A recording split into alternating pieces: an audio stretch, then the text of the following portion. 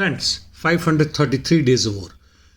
The Russian Federation Defense Minister, in a briefing, said, since February last year, Ukraine has received hundreds of tanks, 4,000 armor vehicles, 1,100 artilleries. In May, UK long-range Storm Shadow air-launched guided missiles were transferred to Ukraine.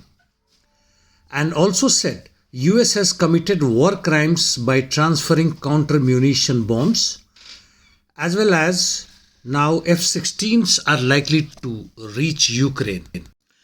On ground, in south towards Orikhovo area, Ukrainians attacked Russian army east of Rabatino and entrenched 3 kilometers short of Rabatino. The Ukrainians consolidated thus their position in East Rabatino and attacking from the eastern side. They have got fresh reinforcements towards Malaya Tokmachka. Towards Vremevka salient, the Ukrainians rolled into Eurozone and managed to occupy strongholds on northern outskirts of this village, and thus Ukrainians had a relatively successful day as far as southern front is concerned, nothing from Zaporizhia.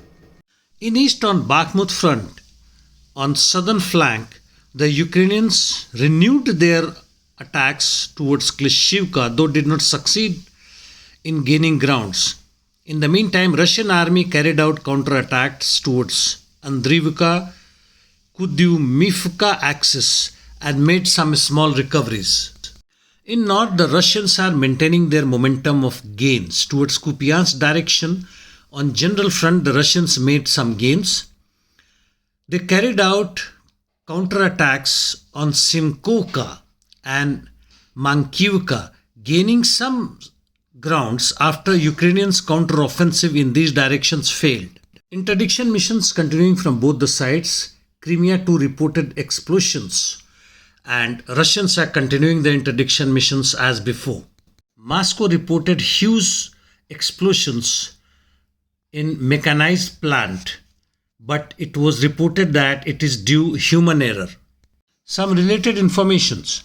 US, European Union and UK defense contractors have made huge profit in last 1 year, which is more than $200 billion. In Nepal, 66% Germans are opposed to providing long-range missiles to Ukraine. The situation in Niger remains volatile, and in the meantime, its new government has denied permission to ECOWAS as well as UN delegates to visit Niger.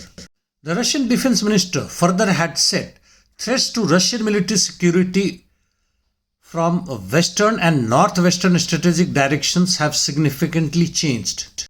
A serious destabilizing factor is due accession of Finland and likely Sweden to NATO. Finally, he said Warsaw has plans to create a regular Polish-Ukraine union for subsequent occupation of western Ukraine. This is the general situation of Ukraine, and as far as global situation that is emerging from here. And that's all. Thank you, friends.